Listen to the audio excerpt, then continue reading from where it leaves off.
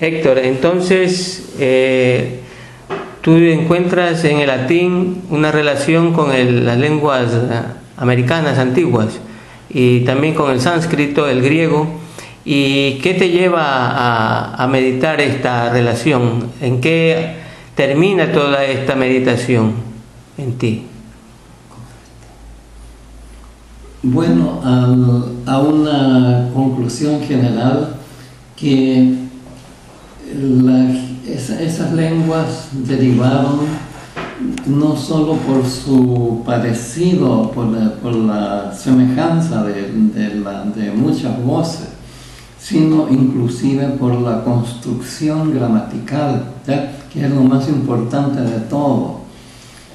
Últimamente la editorial Abya Yala publicó uno de mis libros en el que omite justamente ese aspecto. Estaba publicado estaba insertado como vocabularios, ¿ya? De comparación en lexicogenética. Y entonces mi conclusión es que todos esos pueblos salieron de aquí de América, que en América hubo un crisol de razas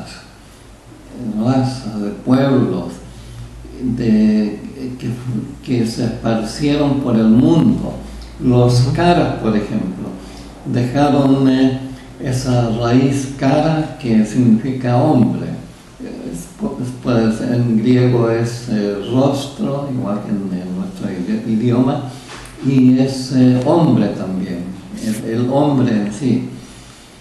Y dejaron cara por aquí, cara boca, caralao, carioca en Brasil, y una cantidad de toponímicos en Asia, en Siberia, etcétera, etcétera.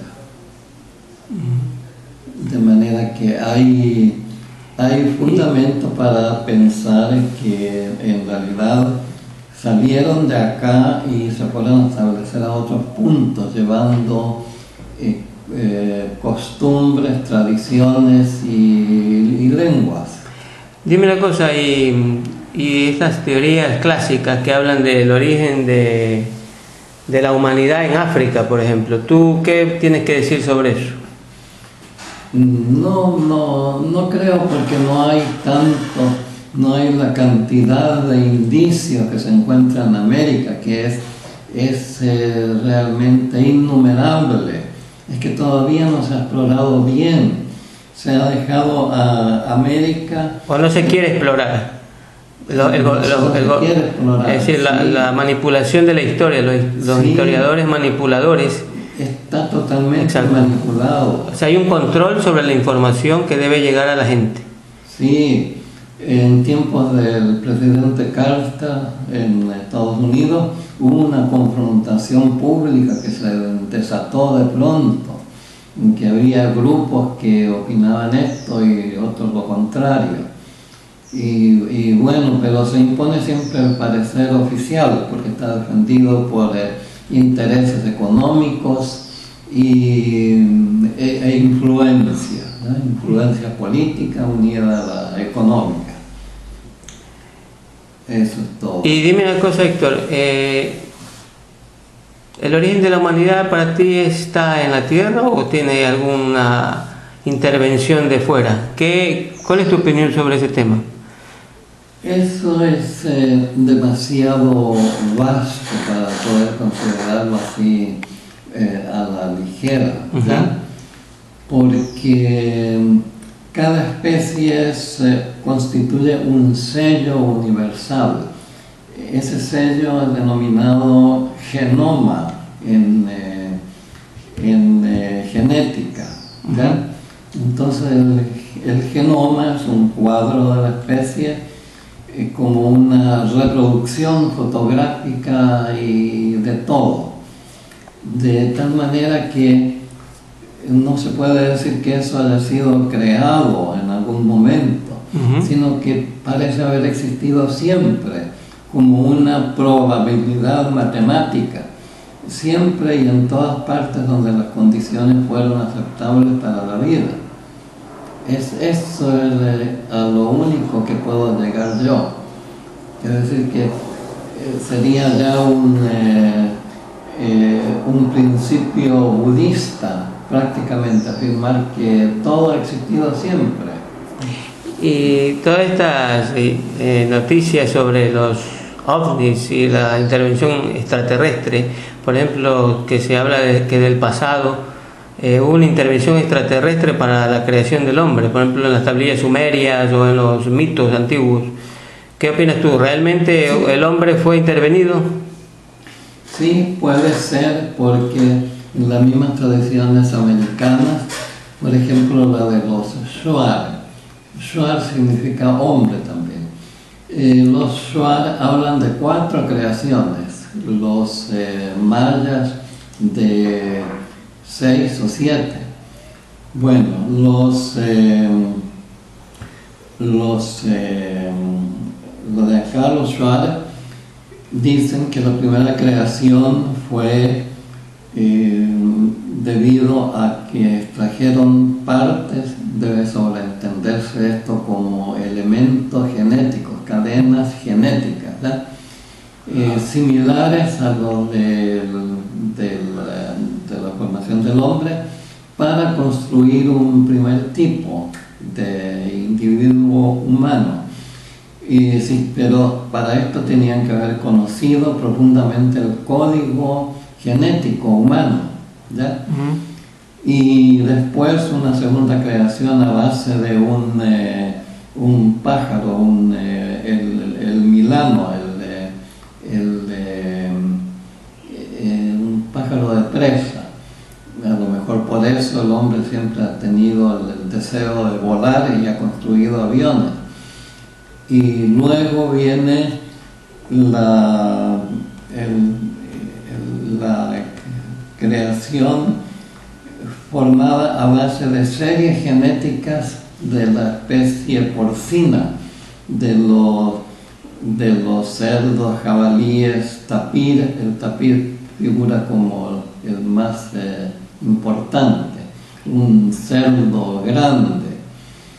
Y bueno, actualmente se realizan implantes de hígado de cerdo y los pacientes sobreviven perfectamente.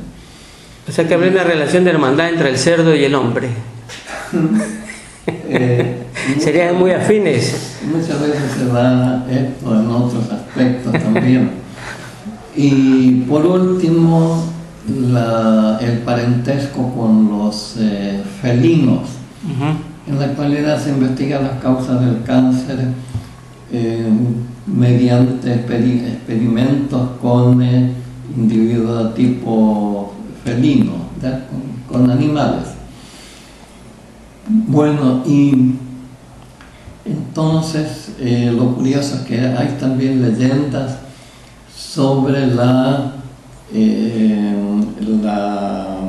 jaguaresa, la hembra jaguar, que cuando un hombre se pierde en el bosque, entonces de pronto se le aparece una mujer, que no es una mujer sino una jaguaresa que se ha transformado, ha tomado la forma de una mujer, y gracias a eso logran conservar su especie.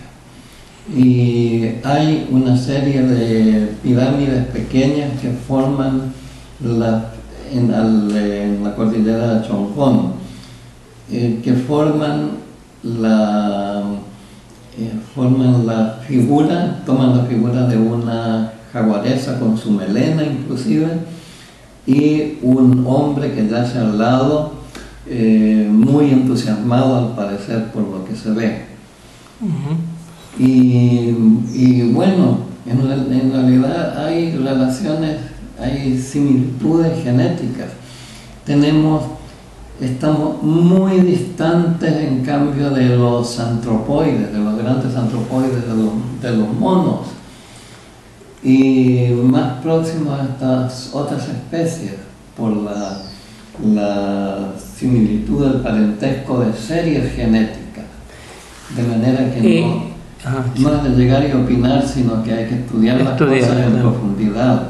¿Y tú qué opinas de lo que está pasando en los últimos años con el tema de abducciones? Es decir, gente que es raptada, experimentada por estos seres. Bueno, siempre ha habido esas historias, incluso en la Edad Media hay un libro famoso del abate Villiers, en que habla de los que vinieron unas naves extrañas y se llevaron a algunos aldeanos para demostrarles una serie de cosas y ver cómo podían volar. Y después, cuando los dejaron en sus lugares natales, las turbas se lanzaron contra ellos porque pensaron que habían sido endemoniados, habían salido volando. Bueno, y así mil cosas. Pero los que ahora llamamos discos voladores o cosas así, eran conocidos en la India, en muchos países, en Egipto. En la India tenían el nombre de vimanas. Vimana significa doble fuerza magnética. Y esto nos indica claramente el medio de locomoción de estos aparatos, que son dos fuentes magnéticas opuestas, con una gradación que puede ser dada a voluntad. Y con esto entonces se puede contrarrestar la atracción gravitatoria y salir volando tranquilamente. Esa tecnología, tú sabes que posiblemente ya las grandes potencias la estén utilizando, ¿no? En bases subterráneas, pues se sabe que hay gente que está trabajando hace muchos años y que ya hay naves creadas por el hombre moderno con todas las concepciones alienígenas. Y muchas de las tecnologías que hoy llamamos modernas realmente tienen un origen alienígena, ¿no? Debido a un intercambio de información, apoyos entre las potencias, el nuevo orden mundial, que así se llama ahora, y estos aliens, que en realidad lo que buscan es una especie de dominación de la especie, ¿no? Una dominación ya global, porque desde antes ya aparece que han querido tener esa dominación, ¿no? Eso hablan las mitologías, ¿no? Claro, pero te voy a decir una cosa. Sí, dime. Quien busca la dominación es un ser inferior. Correcto, así es. ¿Ya? Nunca puede ser superior a alguien que busque dominar y esclavizar a los demás. Así es. Eso es imposible. Al contrario, los verdaderos enviados de los reinos espirituales, si podemos hablar así, tendrían que ser seres de luz que hablen de libertad y de que cada quien debe hacerse a sí mismo, cada quien debe surgir por sí mismo, ¿ya? Realizarse.